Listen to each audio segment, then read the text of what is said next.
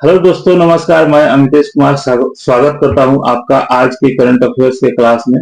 और जैसा कि आप लोगों ने थंबनेल में देखा होगा, आज के करंट अफेयर्स के क्लास में मैंने बहुत ही चुनिंदा प्रश्न जो है आप लोगों के लिए लाया है। और साथ में बीच में आप लोगों के लिए पिछले माह के जो इम्पोर्टेंट करंट अफेयर्स जो है एमसीक्यूज के फॉर्म में लाया है, तो उसको आप लोग जरूर देखिएगा। मैं देख रहा हूँ कि इधर मैं बीच में 4 या 5 दिन पे वीडियो जो है अपलोड कर रहा हूँ, क्योंकि इसका रीजन है कि हमको वीडियो अपलोड करने के लिए बहुत सारा काम करना पड़ता है। जैसे कंटेंट राइटिंग हो गया, एडिटिंग हो गया, फिर उसके बाद अपलोडिंग हो गया, फिर उसके बाद बहुत सारे इसमें काम है। तो थोड़ा सा स्टार्टिंग मेरा पीरियड चल रहा है, तो इसमें हो जा रहा है। तो अब थोड़ा सा एक्सपीरियंस बढ़ रहा है, तो इसमें अब जल्दी जल्दी जो है वीडियो आएगा। और साथ में आप लोग ये चीज जरूर याद रखिएगा कि ये मेरे वीडियो को जो है आप लोग जरूर शेयर कीजिएगा अपने नाइबर्स या अपने दोस्तों या अपने ग्रुप में। इसको जरूर शेयर करिएगा। चलिए शुरू करते हैं आज के करंट अफेयर्स, जो आपके स्क्रीन पे दिखाई देगा। आज का पहला प्रश्न ये रहा आपकी स्क्रीन पे, लोकपाल स्थापना दिवस कब मनाया जाता है? 14 जनवरी, 15 जनवरी, 16 जनवरी या 18 जनवरी? तो इसका सही आंसर हो जाएगा 16 जनवरी को लोकपाल स्थापना दिवस जो है ये मनाया जाता है। 16 जनवरी को लोकपाल स्थापना दिवस मनाया जाता है। आइए इसके बारे में और जानते हैं। यहाँ पे मैंने लगाया है एक पिक्चर, और यहाँ पे देखिएगा ये 2026 का है, 2025 वाला लगा दिया है कॉपीराइट के चलते। तो ये जो है लोकपाल स्थापना दिवस के बारे में हम लोग यहाँ पे जानते हैं। भारत में लोकपाल की स्थापना 16 जनवरी 2014 को हुई थी। इसी कारण हर वर्ष 16 जनवरी को लोकपाल स्थापना दिवस मनाया जाता है। लोकपाल की स्थापना लोकपाल और लोकायुक्त अधिनियम 2013 के तहत की गई थी। इसका उद्देश्य उच्च स्तर पर भ्रष्टाचार की जांच करना है। उच्च स्तर पर यानी हायर रैंकिंग के, जैसे प्रधानमंत्री या बड़े अधिकारी जो हैं उस स्तर पे। लोकपाल जो है एक स्वतंत्र वैधानिक संस्था है। इस टाइप के भी प्रश्न पूछे जाते हैं, आप लोग ध्यान दीजिएगा। एक स्वतंत्र वैधानिक संस्था है जो सरकार से अलग रहकर निष्पक्ष जांच करती है। सरकार से अलग रहकर निष्पक्ष जो है ये जांच करती है, संवैधानिक संस्था है। ठीक है, आगे देखिए अगला प्रश्न जो है ये बहुत इंटरेस्टिंग रहने वाला है कि मारिया कोरोना मचाडो ने अपना नोबेल पुरस्कार का पदक हाल ही में किसे सौंप दिया है? तो इसका सही आंसर होगा आपका डोनाल्ड ट्रंप। डोनाल्ड ट्रंप को मारिया कोरोना मचाडो ने अपना हाल ही में पदक सौंप दिया है। डोनाल्ड ट्रंप जो है ये सही हो जाएगा। आइए इसके बारे में एक्सप्लेनेशन देखते हैं। ये देखिए पिक्चर में आपको दिखाई देगा, ये है डोनाल्ड ट्रंप और ये है मारिया कोरोना मचाडो। शांति के लिए नोबेल पुरस्कार मिला था, वेनेजुएला देश की रहने वाली है। आइए यहाँ पे देखिए मारिया कोरोना मचाडो जो वेनेजुएला की विपक्षी नेता है, 2025 का शांति का नोबेल पुरस्कार मिला था। और ये मिला था उनके लोकतंत्र और शांतिपूर्ण बदलाव के लिए मिला था। नोबेल नियम क्या कहते हैं यहाँ पे देखिए, भौतिक मेडल, डिप्लोमा, इनाम की राशि कोई भी विजेता आगे दे सकता है, बेच सकता है या किसी को दे सकता है। अगर किसी को नोबेल पुरस्कार मिला है तो वो कोई भी विजेता हो आगे किसी को दे सकता है, बेच सकता है, है ना। लेकिन असली पुरस्कार का सम्मान या शीर्षक उसी व्यक्ति के नाम से जुड़ा रहता है जिसे समिति ने मूल रूप से पुरस्कृत किया था। इसे स्थानांतरित या ट्रांसफर नहीं किया जा सकता, यह ध्यान रखिएगा। अब यहाँ पे हमें एक ये भी बात पता चल रहा है कि अभी अमेरिका ने वेनेजुएला पर एक तरह से कहिए कि सैनिक आक्रमण किया और वहां के राष्ट्रपति को गिरफ्तार कर लिया था। निकोलस मादुरो थे वहां के राष्ट्रपति, उनको गिरफ्तार कर लिया था। और कहीं इस चलते भी ये जो है इनको शांति का नोबेल पुरस्कार तो नहीं सौंपी है। ये भी इंटरेस्टिंग फैक्ट बन सकता है। आगे देखिए, क्या पहले भी ऐसा हुआ है कि कोई व्यक्ति किसी को नोबेल अपना पुरस्कार जो है दूसरे को सौंप दिया है? तो हाँ, बहुत सारे लोग जो है इस रेस में लगे हुए हैं। जैसे कोफी अन्नान को शांति का नोबेल पुरस्कार मिला था 2001 में। 2024 में उन्होंने उनकी पत्नी नैन अन्नान ने पदक और डिप्लोमा दोनों का जिनेवा संयुक्त राष्ट्र सम्मेलन को दान कर दिया था। ठीक है, अब इसके बाद क्रिश्चियन लूस लैंग नॉर्वे के पहले नोबेल शांति पुरस्कार विजेता का पदक 2005 से लैंग परिवार द्वारा ओस्लो के शांति केंद्र को दीर्घकालिक ऋण पर दिया गया है। ठीक है, अगला देखिए दमित्री मुरातोव है।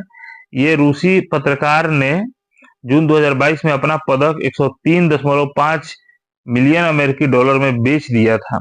तो ऐसा बहुत सारी घटनाएं हो चुकी हैं। ठीक है, अगला प्रश्न देखिए, आर्यन वैष्णव भारत के कौन से नंबर के ग्रैंड मास्टर बने हैं? तो ये बने हैं 92 नंबर के, 92वें नंबर के आर्यन वैष्णव जो है ये ग्रैंड मास्टर बने हैं। ये है आर्यन वैष्णव, और ये जो है इनके बारे में फैक्ट देख लीजिए कि सबसे नया ग्रैंड मास्टर जो है आर्यन वैष्णव बने हैं, 92वें नंबर के ग्रैंड मास्टर बने हैं। अमेरिका में उन्होंने आंड्रिक मार्गन मेमोरियल टूर्नामेंट में ग्रैंड मास्टर नॉर्म पूरा किया था।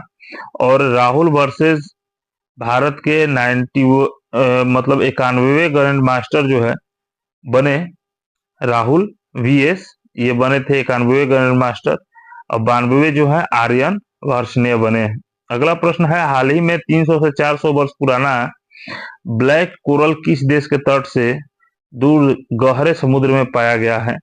तो ये जो है न्यूजीलैंड के समुद्र तट से पाया गया है, न्यूजीलैंड के तट से दूर गहरे समुद्र में पाया गया है।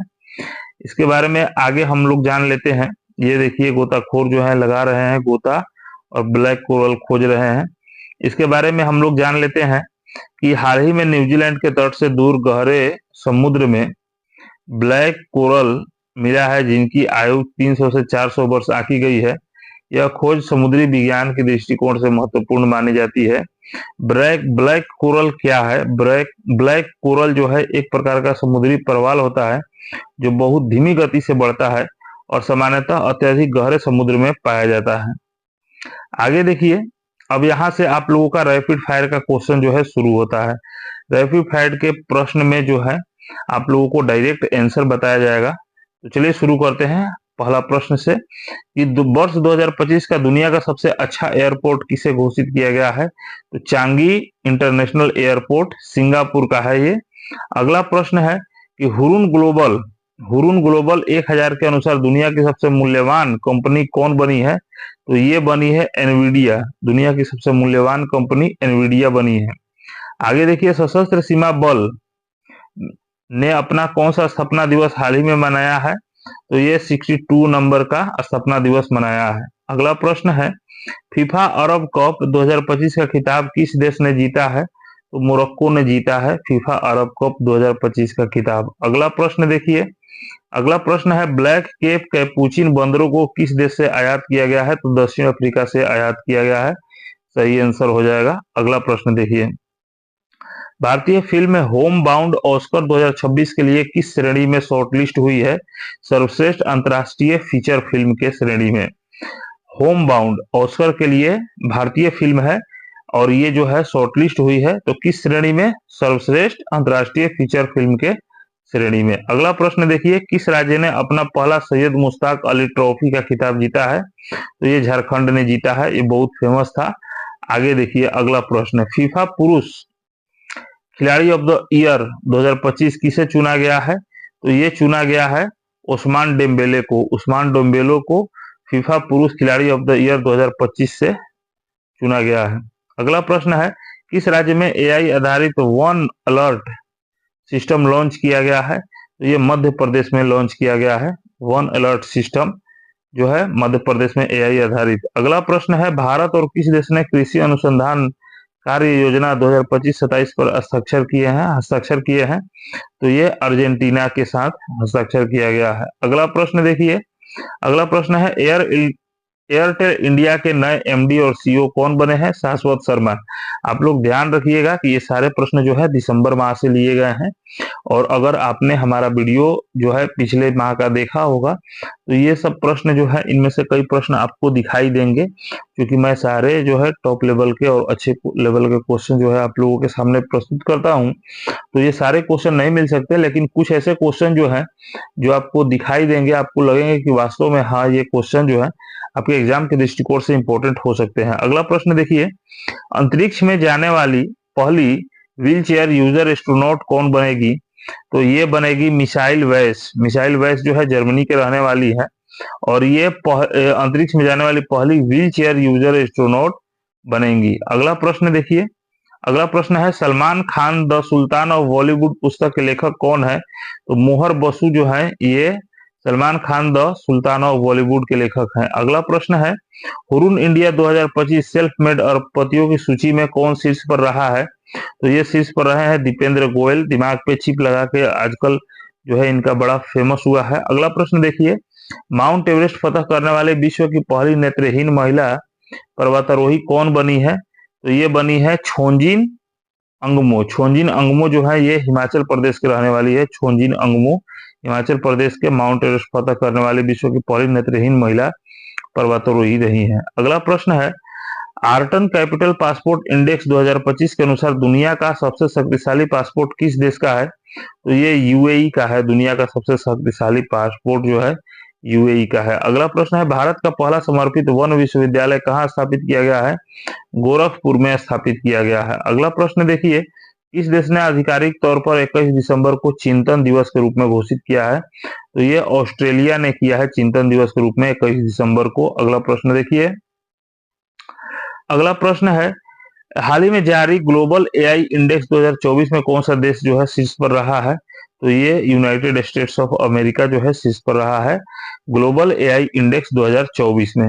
अगला प्रश्न है दक्षिण अफ्रीका से लाए गए ब्लैक कैप्ड कैपुचिन बंदरों को भारत के किस पार्क में रखा गया है? तो ये वन्नरघट्टा बायोलॉजिकल पार्क कर्नाटक में रखा गया है। अभी अपने पीछे जो है क्वेश्चन पढ़ा था कि ब्लैक कैप्ड कैपुचिन बंदरों को कहाँ से लाया गया है? दक्षिण अफ्रीका से। और कहाँ रखा गया है? वन्नरघट्टा बायोलॉजिकल पार्क कर्नाटक में रखा गया है, ये ध्यान रखिएगा। अगला प्रश्न देखिए, अब यहाँ से ये जो है आप लोगों का रैपिड फायर खत्म होता है और डेली जो है हाल के दिनों के करंट अफेयर्स जो है शुरू होते हैं। अगला प्रश्न इंपॉर्टेंट है कि इटली का सर्वोच्च नागरिक पुरस्कार हाल ही में किस भारतीय को प्रदान किया गया है?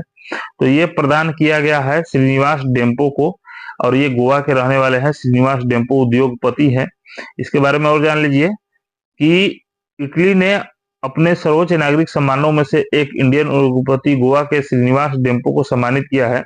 श्रीनिवास डेम्पो का यह सम्मान इटली और भारत के बीच सांस्कृतिक व्यापारिक संबंधों को मजबूत करने में उनके योगदान के लिए दिया गया है। ठीक है, यहाँ पे देखिए, यहाँ पे थोड़ा सा देखिएगा आप लोग, तो ये जो है ये आपको केसरिया रंग का दिखाई देगा इटली, मैंने यहाँ पे घेरा भी लगा दिया है और ये इसका आधिकारिक क्षेत्र भी है। और इटली के चारों तरफ जो है देश है वो फ्रांस है, स्विट्जरलैंड है, ऑस्ट्रिया है, स्लोवेनिया है, ये सब जो है कंट्रीज हैं, चारों तरफ के कंट्रीज अड़ोसी पड़ोसी है, ये भी देख लीजिए। और यहाँ के प्रधानमंत्री जो है जॉर्जिया मेलोनी है इटली के, राष्ट्रपति सर्जियो मोटरेला है और इटली की राजधानी रोम है, ये तो लगभग सभी बच्चे जानते होंगे। और इटली की मुद्रा जो है ये यूरो है। आगे देखिए, बजाज पुणे ग्रैंड टूर 2026 के लिए गुडविल एम्बेसडर कौन बने हैं हाल ही में? बजाज पुणे ग्रैंड टूर 2026 के गुडविल एम्बेसडर तो ये बने हैं महेंद्र सिंह धोनी। ये जो फेमस क्रिकेटर हैं और भारत के हैं, झारखंड राज्य के। यहाँ पे देखिए इनके बारे में जान लेते हैं कि पूर्व भारतीय क्रिकेट टीम के कप्तान महेंद्र सिंह धोनी को बजाज पुणे ग्रैंड टूर 2026 के लिए गुडविल एम्बेसडर के रूप में नियुक्त किया गया है। यह भारत की पहली अंतर्राष्ट्रीय प्रोफेशनल रोड साइकिलिंग रेस है जो 19 से 23 जनवरी तक पुणे में आयोजित हो रही है। धोनी का नामकरण इस इवेंट के प्रचार और साइकिलिंग के प्रति युवाओं में रुचि बढ़ाने के उद्देश्य से किया गया है। आगे देखिए, अगला प्रश्न है 9वां अंतर्राष्ट्रीय मसाला सम्मेलन का आयोजन कहाँ किया जाएगा? तो ये किया जाएगा कोची में, केरल में। ठीक है, 9वां अंतर्राष्ट्रीय मसाला सम्मेलन का आयोजन जो है कोची केरल में किया जाएगा। यहाँ पे देखिए इंटरनेशनल स्पाइस कॉन्फ्रेंस का एक पिक्चर दिया गया है और साथ में व्याख्या है। 9वां अंतर्राष्ट्रीय मसाला सम्मेलन 23 से 26 फरवरी 2026 तक केरल कोची भारत में आयोजित किया जाएगा। यह सम्मेलन मसाला उद्योग से जुड़े विशेषज्ञों, शोधकर्ताओं और व्यापारियों को एक साथ लाने का प्रमुख मंच है जिसमें मसालों के भविष्य, निर्यात, तकनीक और सतत विकास पर चर्चा की जाएगी। ठीक है, आगे देखिए, यमन का प्रधानमंत्री हाल ही में किसे नियुक्त किया गया है? तो ये नियुक्त किया गया है साया मोहसिन जिंदानी को। साया मोहसिन जिंदानी को हाल ही में यमन का प्रधानमंत्री नियुक्त किया गया है। और यहाँ पे देखिए यमन जो है ये देश है, यमन कंट्री के बारे में यहाँ पे देखिए ये जो दिया गया है ये यमन कंट्री है, यमन देश है। और इससे सटे देश जो है कौन कौन से हैं, ओमान है, सऊदी अरबिया है, ठीक है, कतर, यूनाइटेड अरब अमीरात है, इसके अगल बगल के नाइबर्स कंट्रीज हैं। हाल ही में यमन के प्रधानमंत्री सलीम बिन ब्रैक के इस्तीफे के बाद, अभी जो है सलीम बिन ब्रैक जो है इस्तीफा दिए थे और उसके बाद शायाब मोहसिन जिंदानी जो है यहाँ के नया प्रधानमंत्री नियुक्त हुए हैं। आगे देखिए दुनिया की सबसे पुरानी निरंतर बहने वाली नदी के रूप में किस नदी को मान्यता मिली है, यानी दुनिया की सबसे पुरानी नदी के रूप में किस नदी को जाना जाता है, तो फिंके नदी को। और ये फिंके नदी जो है ऑस्ट्रेलिया में है। यहाँ पे देखिए फिंके नदी के बारे में जिक्र है और यहाँ पे ये भी ध्यान दीजिएगा कि फिंके नदी जो है ये शोध में पाया गया है कि 35 से 40 करोड़ वर्ष पुरानी नदी है और यह नदी अपने पूरे इतिहास में निरंतर बहती रहती है। इसी कारण इसे दुनिया की सबसे पुरानी बहने वाली नदी के रूप में मान्यता दिया गया है। तो इस तरह से आज के करंट अफेयर्स का सारा जो है प्रश्न समाप्त होता है। कैसा रहा आज का करंट अफेयर्स का क्लास, आप लोग अपने कमेंट बॉक्स में लिख के जरूर बताइए और कमेंट जरूर करिए कि कैसा लगा, ठीक है। इससे हमको पता चलेगा कि आप लोग जो भी कमियां हैं उसको जरूर बताइएगा और साथ में नियमित रूप से आप पढ़ाई करिए, एक रूटीन बनाइए। 8 से 10 घंटा ना पढ़ पाए तो 3 से 4 घंटा जरूर पढ़िए। चलिए फिर मिलते हैं हम लोग अगले वीडियो में, तब तक के लिए जय हिंद, जय भारत।